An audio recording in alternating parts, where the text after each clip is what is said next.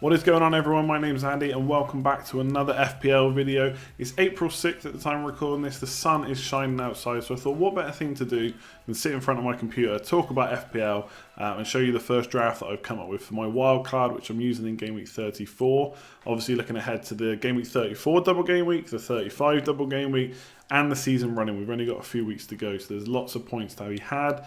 And lots of thinking and organising and basically planning to do for this. So I'm going to take you through my first wildcard draft. I'm recording this on Saturday afternoon. I'm not quite sure what time it will go up on the channel yet, but Man City are currently playing and Watford and Wolves play tomorrow on Sunday. So things could change on my draft based on that. Maybe if there's a big injury or something like that, I'll have to take a look at that. But any massive changes I make, I'll be talking about in other videos this week, plus the preview and the normal stream. But there's not actually too long until the deadline compared to the international break deadline we had for the free hit. So I want to get this stuff out there quick.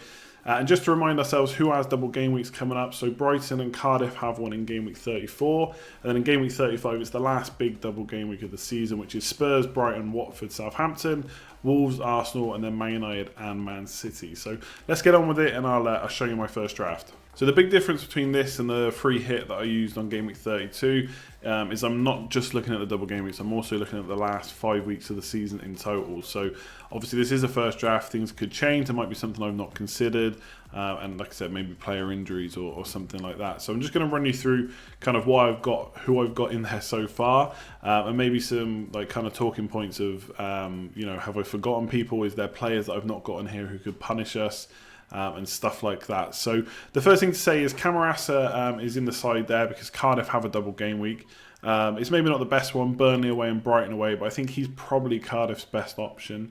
And he's quite easy to fit in because for the rest of the season, I'll be bench boosting in Game Week 35, but obviously that's the only time when I'll probably use my whole squad. So Camarasa is a cheap player who I can change to a Southampton player in Game Week 35 when they have a double game week, which is Newcastle away and Watford away. So that's kind of the plan with the 0.9 million in the bank. So I think I want Camarasa for 34 because not too many other Cardiff options. And I do like having double game week players if I can, but I don't want to just put them in for the sake of it. And then also I've got Brighton, I've got Duffy in there. I'll possibly look to double up on Brighton defence, maybe with Ryan. But right now I've got Lloris in there because I want to cover Spurs defence because I think their fixtures for the rest of the season, and the double game week one is okay, but for the rest of the season they're really good. So Huddersfield at home in 34, then their double game week is Man City away and Brighton at home. Then it's West Ham at home, Bournemouth away and Everton at home. So there's lots of good home games there. And obviously they're at their new stadium, so the more they play there, the more they get used to it. I think they'll really want to show by the end of the season that it's kind of a good place to come for the fans. And they're going to do the business there. Now, it doesn't necessarily mean that's exactly what will plan out. Obviously, they played Palace, they only won 2-0. But Palace are a pretty good side, whereas Huddersfield are down and out. And I think that's a pretty good game to have as your second home game there. To absolutely smash it. So I'm looking to get triple Spurs, I think, because their fixtures are so good. As with them and Man City, Man United and teams like that, they are still in the Champions League, so there's games to play there. Obviously, Man City in the Champions League and still in the FA Cup. So fixture pile-up is definitely going to be a thing. So a little bit worried about Spurs, but with players like Lloris and Kane, you expect them to play week in, week out. Not necessarily going to get a rest. Son is in there. He's a little bit of a worry because I do think he's someone that could drop out. Maybe they bring Lucas Moura in or someone like that. Whereas maybe Eriksen is a little bit more safer, but he is also more expensive as well. So we'd have to see if I can maybe wiggle some cash from somewhere to upgrade to him. But I like Son if he plays. I think he's arguably just as good as Kane from a goal-scoring threat. Kane has been dropping deeper. I did see some stats recently. Versus the last couple of seasons, Kane's stats are actually down. And if you look at the eye test as well, he is playing a bit deeper. It's usually someone like Son that goes ahead of him. So Kane's an interesting one. You know he's going to play pretty much every single game, 80, 90 minutes. He's on penalties. I've not really been that interested in him this season. But when I look at the fixtures and we know what he can do towards the end of a season, kind of really goes for it. I am pretty tempted to have him, to be honest. And I'm quite happy with this draft. Which fits him and Lacazette in. I thought that was going to be a bit of a struggle. And I've done that by basically downgrading Sterling to Kevin De Bruyne. So we'll talk about that in a minute. But yeah, I like Spurs. And defensively, if Aurier is out, I would probably try and get the cash to get Trippier in my defence. And instead of going for Lloris, I'd maybe go for Ryan or something like that. But the thing with Spurs defence is they're all more expensive than Lloris. He's 5.4 million. And the centre-backs, I'm just not sure how much attacking returns there are. So if you're just looking for clean sheets, why not go for the goalkeeper who's 5.4 million? So he's interesting value, I think. If Aurier was maybe ruled out for the rest of the season, I'd probably look at getting Trippier because I think there's a bit of attacking threat there. He's not too much more, but he's still 6 million. But yeah, with the fixtures that you've got, I'm definitely looking at a Spurs triple up. Let me know if you're looking at a triple up and who you're going for in the comments below. Maybe you're looking at Eriksen, Ali. Triple attack potentially could be an option with those fixtures. I think for me, definite triple up there. And then yeah, kind of talking about Cardiff and Brighton. I want their players because of the double game week. Brighton's is really good in game week 34. Bournemouth at home and Cardiff at home. But in game week 35, not so good. Wolves away and Spurs away. So I don't want to triple up on them because from their attack, I just don't think there's any options. If Gross was fit, maybe I'll get him. Even if he's ruled fit for game week 34, the problem with him is he's been out for quite a while. Is he going to come back and be able to play all these games in quick succession? I'm not so sure. So the likes of Dunk, Duffy and Ryan look the best in defence. Will I captain one of them in game week 34? I'll talk about that more in the preview. I don't think so, but never say never. Well, I think double defence for that Bournemouth-Cardiff game is pretty good. And then if you are playing the bench boost in game week 35, like I probably will, then Wolves away and Spurs away is not the greatest, but at least you've got a couple of starters, maybe save points for Ryan. Duffy's got a bit of goal threat. Dunk too. Although Duffy has had more attempts this year. So I'm definitely looking at them, but I don't think there's too many options outside of the kind of ones I've spoken about. Camarasa, Duffy, Ryan and Dunk would be the ones that I'm looking at for sure. So currently I'm tripled up on Wolves, Jota, Doherty and Jimenez. I'm pretty certain that Jimenez will definitely be in my side. I had him for 5.5 million, so I got a lot of value tied up in him. I'm not really worried about value at this point necessarily because obviously there's not too many game weeks to go. But at the same time, if I can get someone in my side that was 5.5 million that scored goals all season, doesn't look like letting up, why would I not have him? Plus, Wolves fixtures are pretty good. Southampton away. Then the double game week is Brighton at home and Arsenal at home. Arsenal top 6 side. But I wouldn't necessarily think they're going to keep a clean sheet there. They haven't been too good for clean sheets recently. Although they did keep 2 in the last 2 home games. But this is an away game for Arsenal. We'll have to see how they do against Everton. At the time of recording this, they've not played that game yet. So we'll wait and see. Then it's Watford away and Fulham at home before the end of the season with Liverpool away. So Liverpool away tough, but they've been good against the top 6 this year. So I'm not too concerned about that. And obviously, I've got transfers before the end of the season, so I could make some changes. Jota is in because I think he's been in really good form recently. He's just looked good, passes the eye test. And he's probably shown what I think a lot of people said he would do this year from the Championship. So yeah, I really like Jota, and he played twice in the last double game week, which gives me a bit more confidence about his fitness. So he's currently in. I think he just offers, again, good value. And Doherty I've had since 4.4 million, so I've not sold him yet. I'm not sure about Wolves' clean sheet potential necessarily with those games. So I'm a bit worried about him. And I think a lot of it is fear because obviously we had him, or we saw around game week 5 and then kind of the game weeks just after that. He got loads of those double figure hauls. I think he got something like 40 odd points in 4 game weeks or 4 or 5 game weeks. And I think a lot of the stuff with Doherty is remembering that. He's had attacking returns since, but they concede a lot, so his hauls are never that big. So I'm not guaranteed to have him. I like the idea of Dunk instead of him for 2 double game weeks. But to be honest, in that second Brighton double game week, I'm not expecting too many points. Unless they can get attacking returns. So Doherty might be the way to go. But yeah, right now I'm tripled up. That might change, and I would say the biggest one under threat is probably Doherty. And then looking at Man United and Chelsea. So Chelsea first, they've got Liverpool away, Burnley at home, Man United away, Watford at home, Leicester away. So 3 tricky enough away games, including Liverpool, Man United in the next 3. And I just don't think there's going to be too many points there.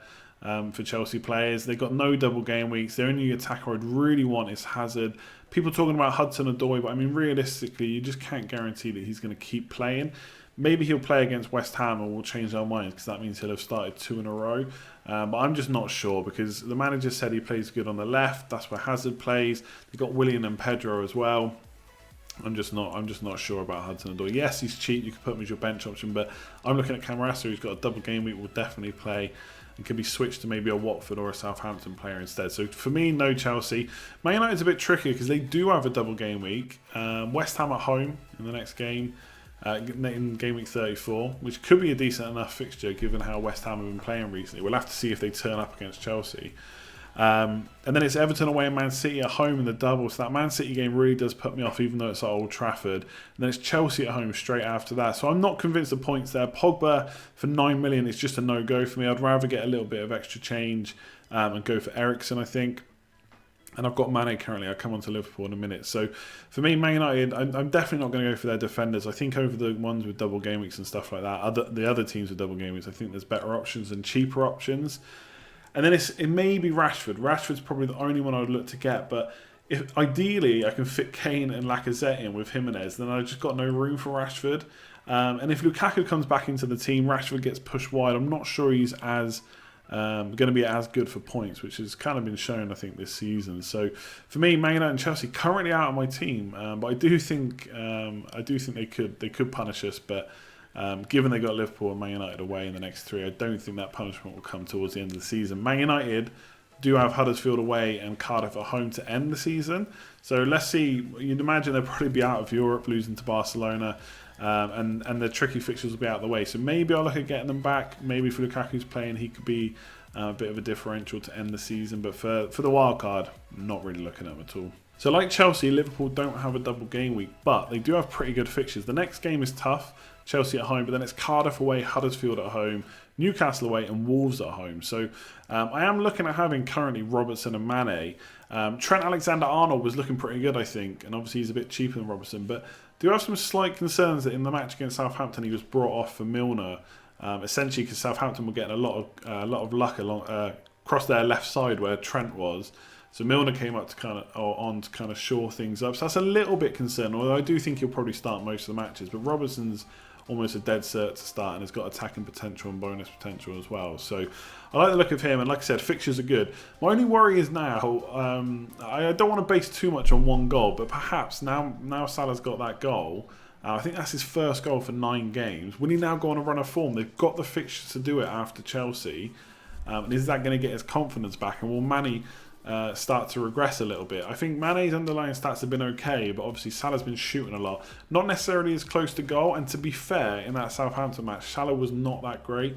I'd almost call him anonymous up until that goal. He took it really well. I thought he should have passed to Firmino. He proved me wrong. Great finish. But I do wonder if I've got Mane in there just because their fixtures are good and I can't afford Salah. So I'm a little bit tempted just to go without either of them. I know that could be punishing. And in the back of my mind, I just wonder about them and Man City. There's going to be a lot more pressure on Liverpool to win the league, I think. Yes, it would be Man City kind of back-to-back.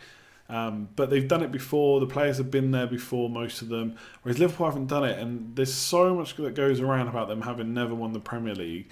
One of these two teams is going to slip up at some point, you'd imagine. You can't think they're going to go between now and the end of the season winning every game, even though they've got incredible points total already.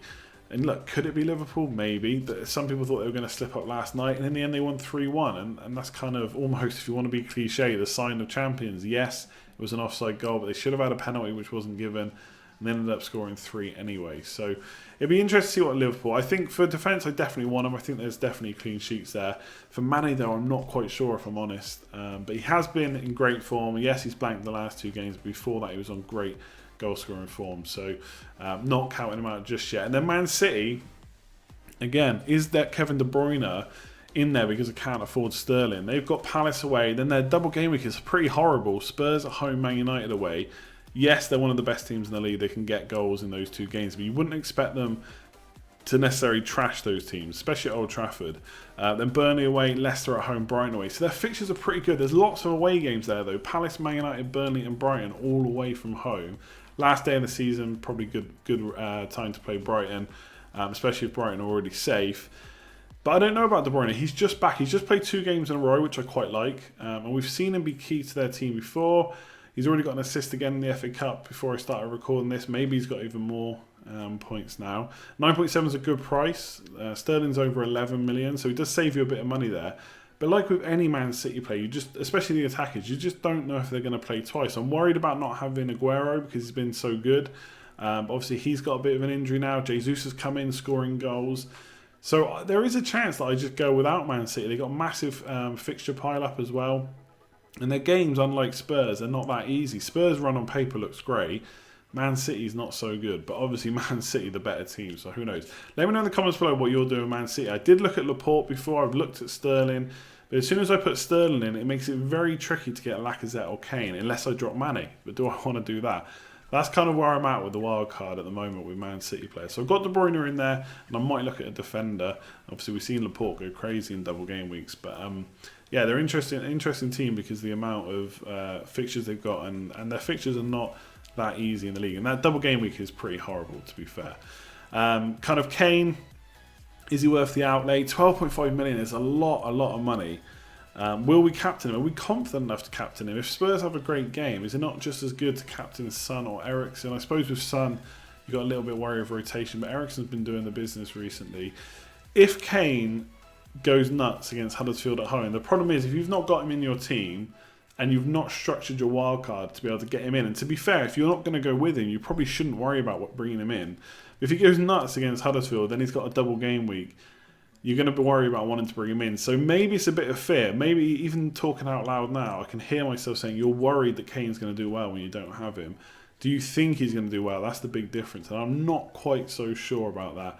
I think double midfield, although it would be scary to do it, could offer more value, so I might look at that. So Kane will see. I definitely want triple Spurs, and I do quite like the look of this team, so he might stay just for now. So Arsenal fixtures looking pretty good for the double and for the rest of the season. So Watford away, then a double of Palace at home, Wolves away, then Leicester away, Brighton at home, Burnley away. So on paper, I think they look pretty good in general. There are, again, some tough away games. Watford away, Wolves away, Leicester away as well, and then Burnley away to end the season. So I don't think they're necessarily triple up worthy, but I do think there's some good options. Kolasinac, 5 million, looks really good. He plays. He's been playing left midfield when he plays.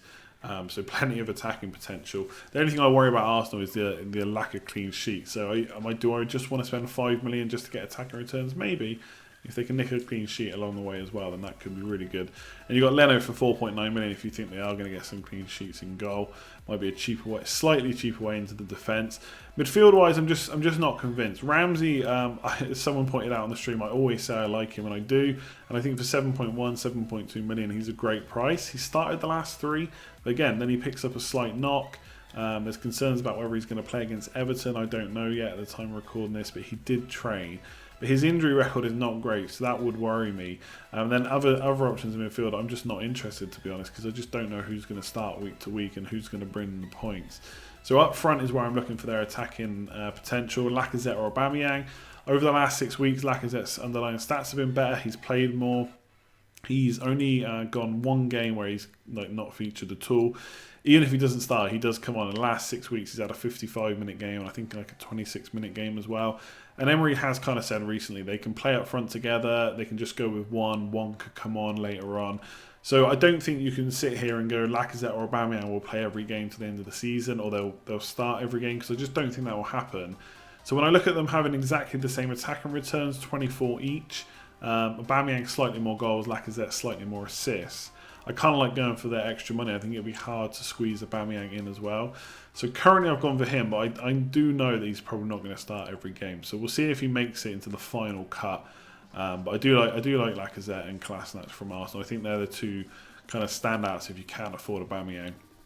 And then Watford, they arguably have one of, if not the best double game week for 35. They got Huddersfield away and Southampton away, but outside of that, it's Arsenal, Wolves, Chelsea, and West Ham.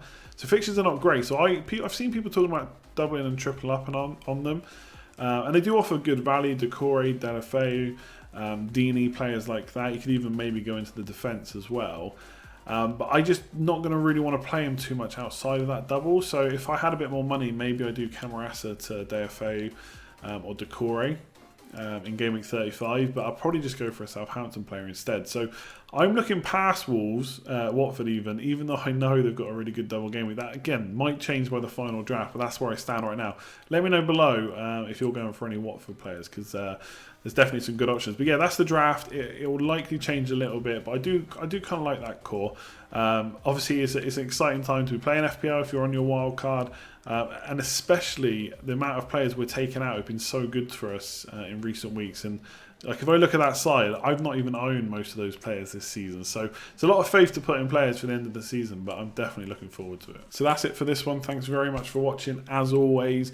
I know it was a long one, but there's a lot to talk about when it comes to wildcards. And I know it's not the final draft. I know there'll be changes, but hopefully that gives you some things to think about. Leave a comment below. Let me know what you thought. Is there something you completely disagreed with? Are there other players I didn't even mention that you think are absolute shoo-ins for your side? It would be good to know. Drop a like on the video if you enjoyed it. Much appreciated as always. We had loads of support over the free hit, so let's try and get the same on the Gameweek 34 wildcard. Much appreciated. Subscribe if you're new around here. Plenty more videos to come this week and towards the end of the season as well. Otherwise, I'll leave it there. Like, comment, share, subscribe, all of that good stuff, and I'll catch you next time. Cheers all.